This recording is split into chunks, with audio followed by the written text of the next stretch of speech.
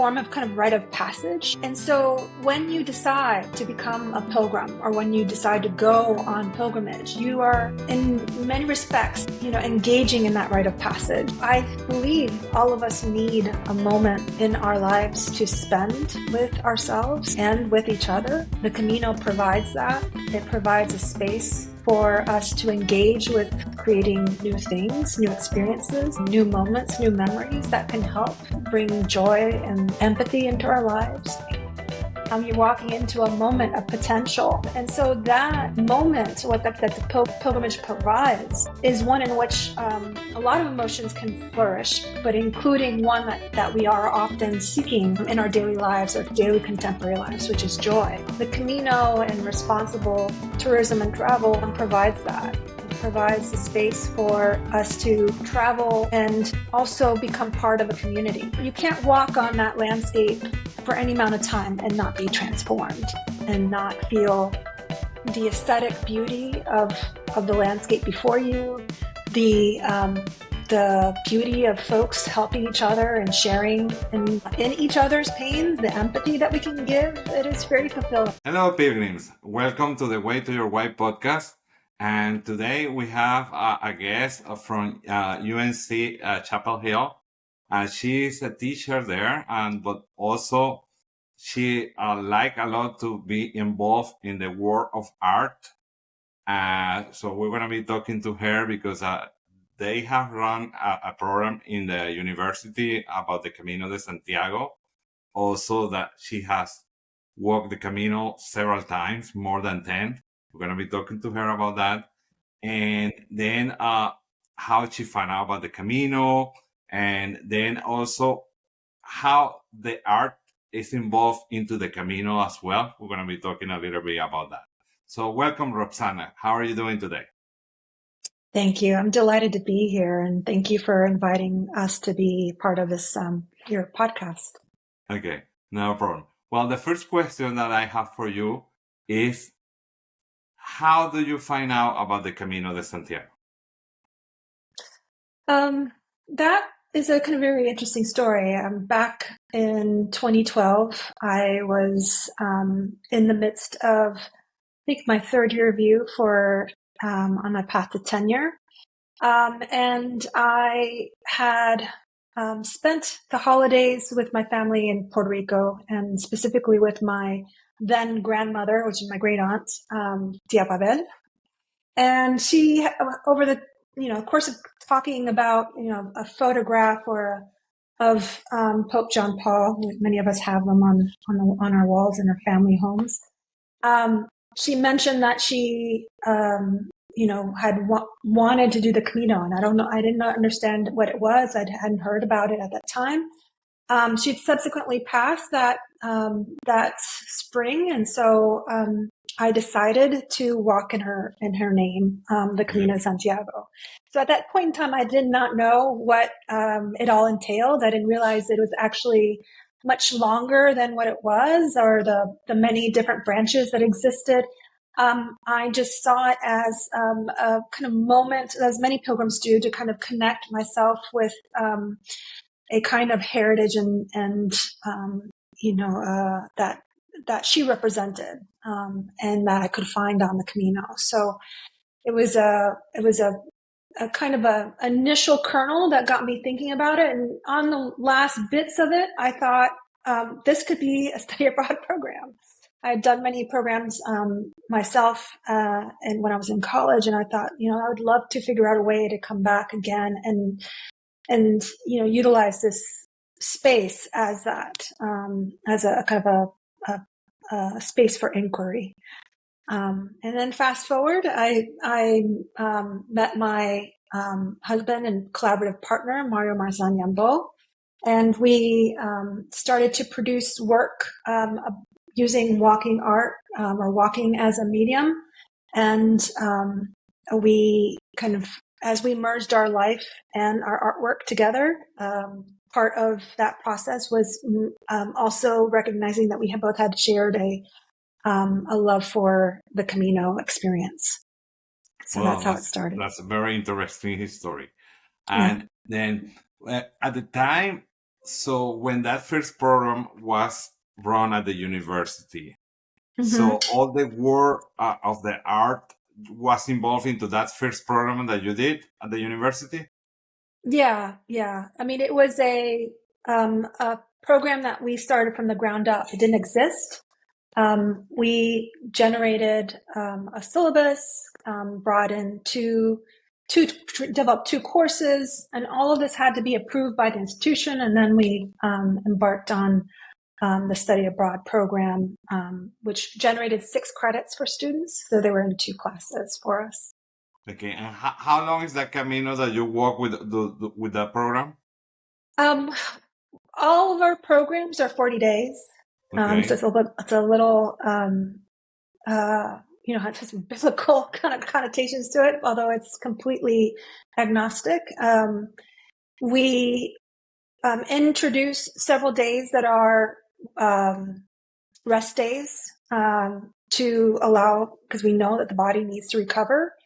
And we also, in those days, also allow or share with our pilgrims participants other aspects of the Camino, which may be visiting a cathedral or taking them to the Prado, or in case of our young folks with our university program, we also build in an extra day in Saint Jean Pied de Port to acclimate, because as an 18 to 20-year-old, you're still discovering how to travel and what to do with traveling. So we kind of, help facilitate that at the start as well.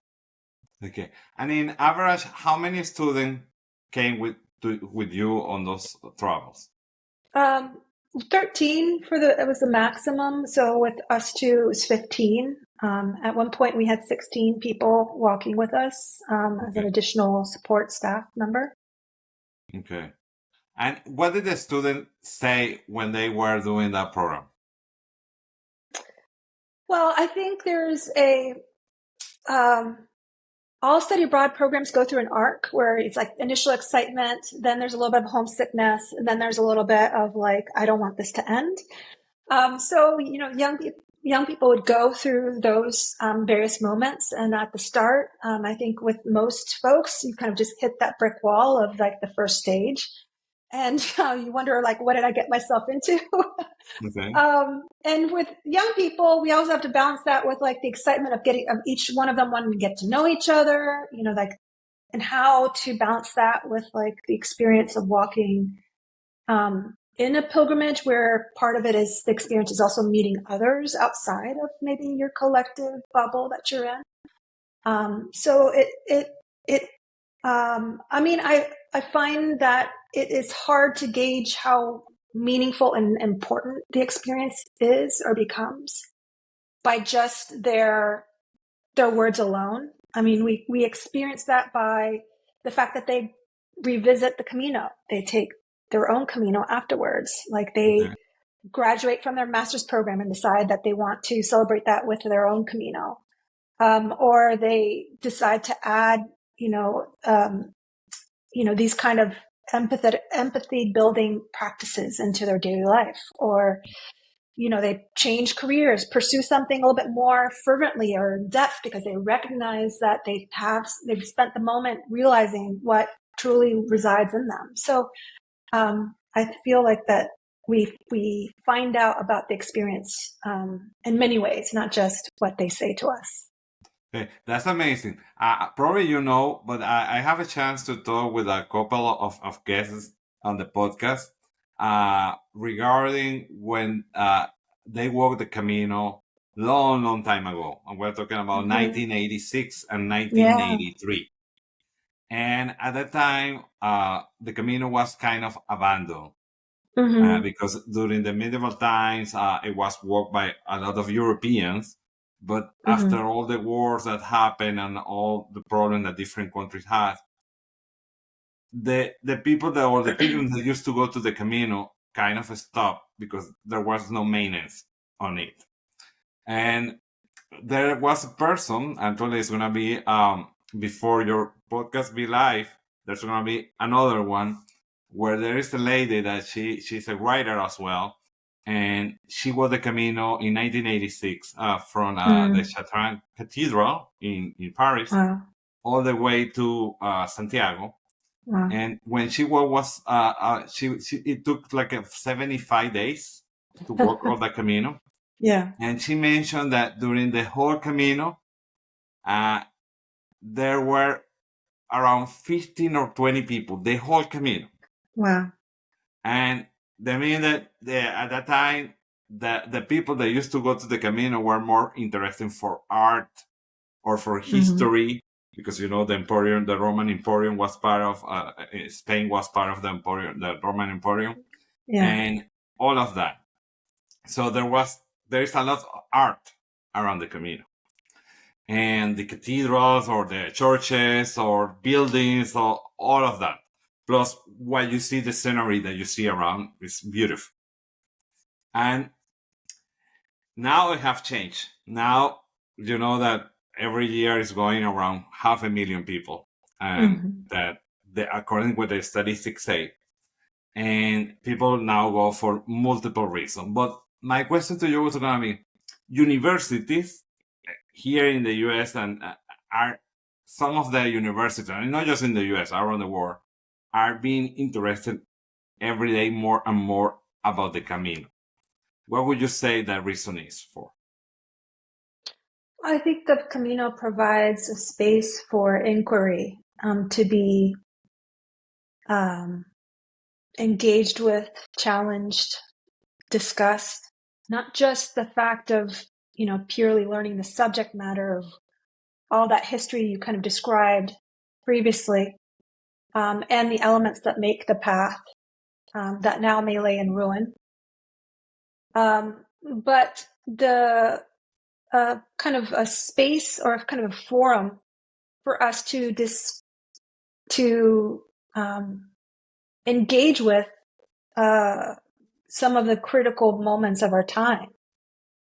It reveals some of the aspects of over-tourism, critical landscape loss, the kind of plight between urban and rural, the effects of climate change, the kind of real life tangible aspects that are part of everyday life experience. And the fact that as a program, it provides a kind of, the pacing of pilgrimage allows kind of repeated intersections with these topics, allows you to, through different towns, different landscapes that often sometimes repeat themselves, allowing you to see the same thing from multiple points of view, people who are coming at certain ideas from different perspectives. All of that gets to be at play. And another aspect about education, which I kind of goes back to kind of an earlier time, I'm thinking of like the Greek Roman pedagogy, or like the early times of John Dewey, where experience is such a huge part of learning. The Camino provides that platform, this kind of way for us to walk with each other, to walk in communion, not just in like spirit of the pilgrimage, but also in engagement in thought. And so it allows us to kind of have this kind of vehicle or space with which to kind of analyze these topics as they unfold before us. Yeah, you're absolutely right. And there is a priest in the Camino del Norte who has an albergue. That that's the best definition that I have found about the Camino. That he say that for him, the Camino is like the university of life. Everything that happened in life, you can somehow see it on the Camino, because the Camino had a lot of challenges around. A lot of decisions need to be taken when you are walking the Camino. And sometimes you can take some time to take the decision, but sometimes you need to think quick. And this is what life happens as well. Okay. And then from those I believe you mentioned about 13 to 14 Caminos that you have walked. Mm-hmm. For those Caminos, do you have any that means more for you than other?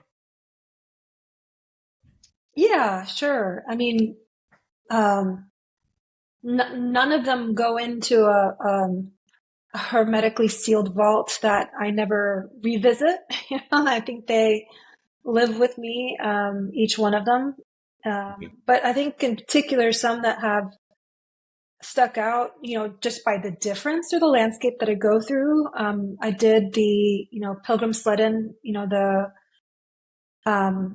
the Camino of Norway that goes from Oslo to Trondheim. Okay. And that was 30 days. The Sanabres was also particularly magical for me at a particular moment in time. There's some in which I walked with a lot of grief, Okay. that from things that were happening in my own life or that of the world around us. And so those kind of stick out. But yeah, each one has a particular moment. And then those that I worked with students, each one has, a particular qualities unto themselves because of the alchemy of the people who walked with us, kind of created particular memories for each. Okay. From those students that have walked the Camino with you, Mm-hmm. are you still in touch with them, in contact with them, or no? Yeah. Mario more so than myself. I think I tend to shy away from social media, and engaging with students in a particular way, but I've had quite a few kind of reach back out and contact us. Okay. Yeah. And have they told you anything about the Camino? What do they mean, that experience, now that they have grown up? Yeah.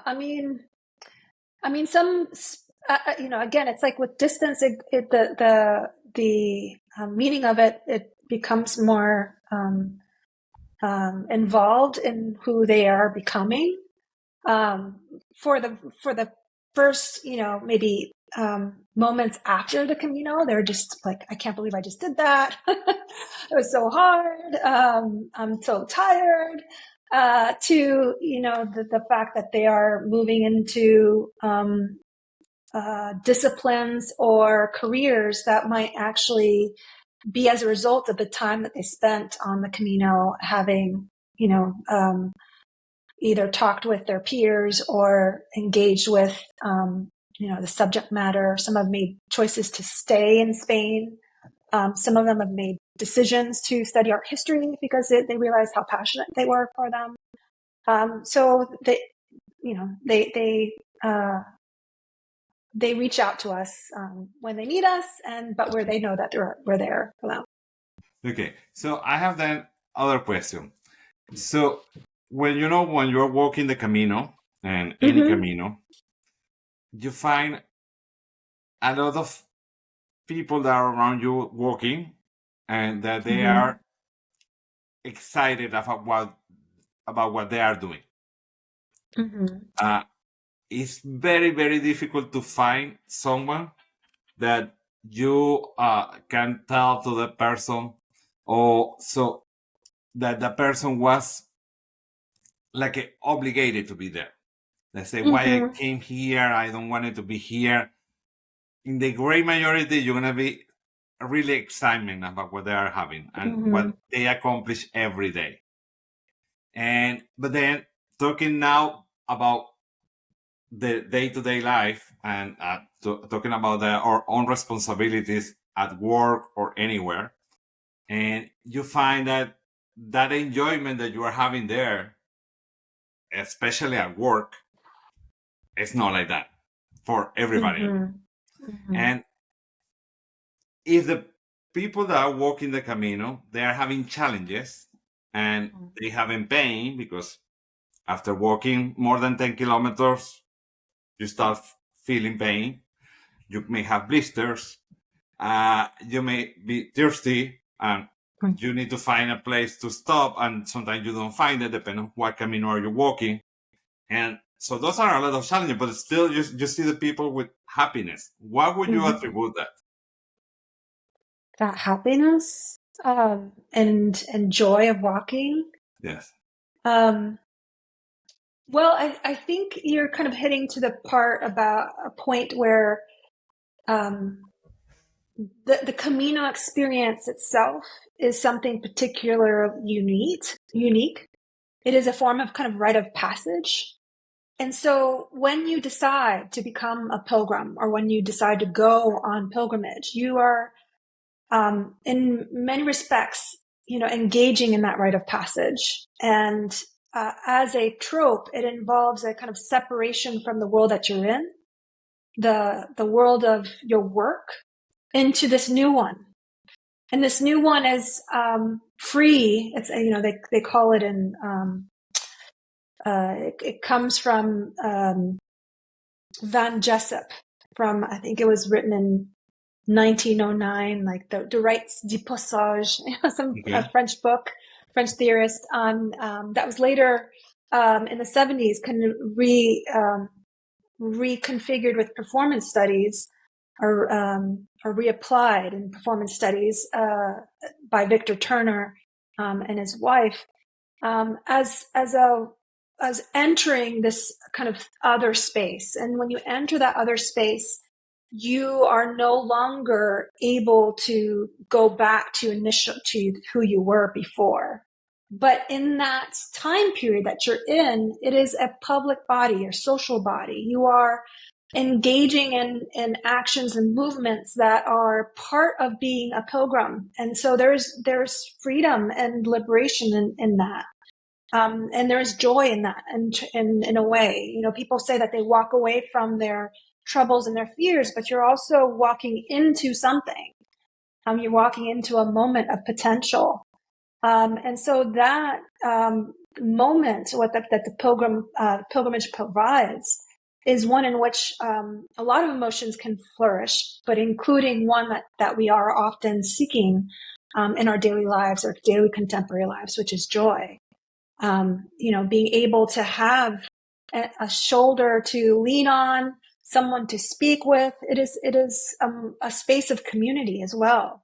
It builds what is called communitas, this kind of social spirit of camaraderie amongst pilgrims, because you're all in there going to a single goal, which is Santiago. And so that separates you from the experience of all others who you may find on the Camino. And there's gradations of it that people fall into, which is where, people may ascribe, disparaging to Peregrinos from authentic pilgrims, but you can't walk on that landscape for any amount of time and not be transformed and not feel the aesthetic beauty of the landscape before you, the beauty of folks helping each other and sharing in each other's pains, the empathy that we can give. It is very fulfilling. It's a very fulfilling experience. And it's, and at times I liken it to an aesthetic understanding of beauty and sublime. You kind of put your body to a break of some respects in order to get to the other side. Or there's a kind of metaphysical death of who you were to who you become after the experience of the Camino. But spending time with yourself on a daily basis is something that we often lack, and people can find a lot of joy in that. Yes, because that is so much needed. Because when you're working, and I can say that based on my experience, and I come from the corporate world that I've been working more than 30 years, and you see how too many times people feel frustrated about what they are doing, and they overcomplicate it a lot of times what actually is happening. Mm-hmm. And that make them to be stressed, mm-hmm. when there are a lot of times that the solution is not on your hands and it's somebody else's hands. And what is important is that you send that over there. Okay, so what I was saying, that when they overcomplicate things and they get stressed, that's an issue, because when that happens, you feel frustrated, and people that are around you are going to feel also frustrated because they see there is a problem. And sometimes when those problems happen, like they are out of your hands, and it's just to escalate those to the appropriate hands and follow up with those other teams. And I put an example always, like when there is let's say that you are collecting for an invoice. Let's say I'll put an example, $1 million invoice, because it's a big equipment that you deliver to a customer.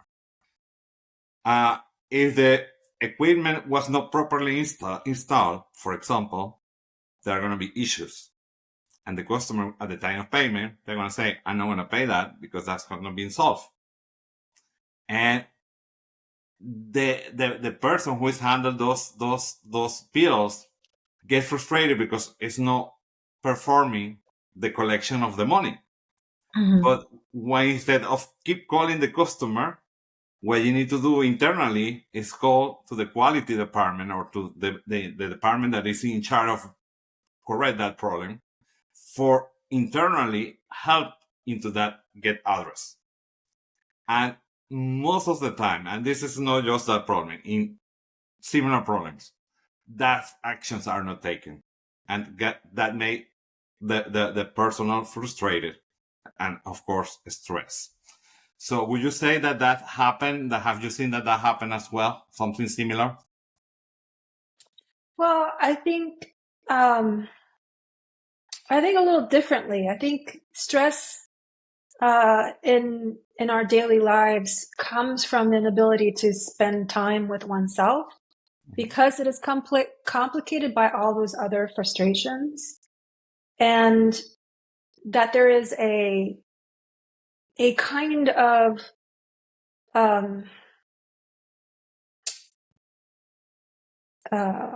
lack of space in our daily lives to allow for us to engage with, the personal, who we are, like who we aspire to be, what in your scenario, is the best way to approach it, if not just like the many other ones, and not being able to have that time. And we have a lot of equipment and technologies that are meant to kind of increase the speed of decisions, to increase the response time, to distract us, to give us a hit of dopamine. And all of that brings our mind on to constantly be charged in thinking about things other than what is really important and meaningful in our lives. And for me, like, the stress for many of us, that especially those that brings young people, but also makes people have a conscious decision to do social or responsible or like a spiritual tourism, is to kind of give themselves that moment to listen to the self. Because if you don't spend time listening to yourself, you actually become even further stressed. So yeah, I think that there's it's not the pragmatics of daily life that bothers, that stresses us out. It's the fact that you kind of feel like you don't have control over it. Yeah. That it belongs to somebody else on their time and their terms. And the Camino gives you that kind of rhythm of the daily, maybe even a natural rhythm, and, embarking on a kind of day-to-day, waking with the birds and going to sleep with the moon kind of aspect, where you kind of cycle into a kind of honest circadian rhythm that, even like our young people feel like they can't, they can't sleep in, as much as that's tired as they are, as young people who have yet to kind of fully enter maturity, that the physical maturity, that they can't sleep in, because they are literally locked into this kind of rhythm that that happens right from the get-go. And there's a lot of simplicity in that. And it gives you the space to feel in charge of those hours in the day. Yeah. So we overcomplicated a lot of things frequently, We do. and that also causes like with stress, lack of time with family or with people that we love and all that. So there is that. Then recommending the Camino. Why would you recommend the Camino to someone? Well, I believe all of us need a moment in our lives to spend with ourselves and with each other. The Camino provides that. It provides a space for us to engage with creating new things, new experiences, new moments, new memories that can help bring joy and empathy into our lives, to compassionate to ourselves and to each other. I think we may not always realize how unwell we are, not meaning like mentally unwell, kind of like unwell in our spirit, by the fact of all the stress and living in the contemporary moment, living at a speed that's almost too fast instead of that of our own 2 feet, that we need, a kind of space for us to refill ourselves. And the Camino and responsible tourism and travel provides that. It provides the space for us to, travel and also become part of a community of the hospitaleros that serve along the Camino, of all the other pilgrims who come. I mean, it's far different than just going to a beach and like putting an umbrella and turning off. The Camino provides a space for us to kind of tune back in. Yeah, that's correct. I just recently, a few months ago, I went to a gathering that was organized by American Pilgrims on the Camino and the Canadian Company of Pilgrims, and that was in Canada. Yeah. And there were about 400 pilgrims there. And you see the community that happened there. So, and the joy that everybody was having there. And the faces, it's like they are in another environment. And that was not actually the Camino de Santiago, because not necessarily have to be the Camino de Santiago. We were in Canada, but everything, and then people talking. Everybody was so excited that, when someone walk the Camino, can be talking for hours, days, and they don't get bored. Well, over there, nobody gets bored. Yeah. But if you're talking with someone that have not walked the Camino, that person most likely is going to say, well, yeah, it was nice. But then after that, that person doesn't want to keep knowing about what you're saying to that. So that's a big difference that I have noticed. I don't know if you have noticed the same. Well, I went to that conference in, I forget when, 2020, 2019. It was, I don't know, I can't remember if it was before or after COVID. That was a big time. But yeah, I mean, I find, I was with a colleague who's a emeritus professor at UNC, and I noticed that, and he had a lapel pin, like 2 pins of the Cross of St. James. And so I didn't know that he was a medievalist, and all of a sudden, like, we're having a conversation about the joys of the Camino. And I think that's an important aspect to, coming back to the, from the Camino, is to extend that space with others, both in sharing and in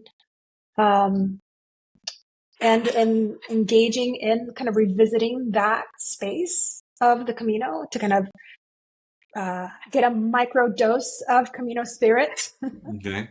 Again. Okay, that's good. And then we're approaching to the end of the conversation. Mhm. How would you define the Camino in 3 words?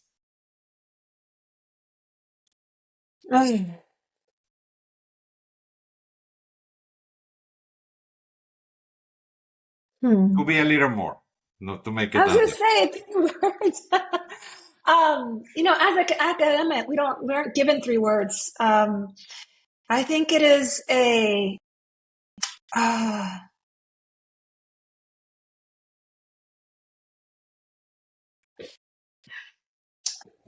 Okay. all right. So 3 words to describe the Camino. I would describe the Camino as a work of art. Oh. You see, you make it 3 words. I know I did. Work of art. Yeah, a work of art. Yeah, Okay, it works and on you. It has a transformation. It is material. It engages with you, and you get to be malleable in it and with it. So yeah, it's a work of art. oh, that's amazing. That's amazing definition. Uh, well, Roxana, thank you very much for your time today. And for you pilgrims, please keep adding your comments to the uh, comment sections. That way we know what other topics would you like that we cover for future episodes. And buen camino. Buen camino.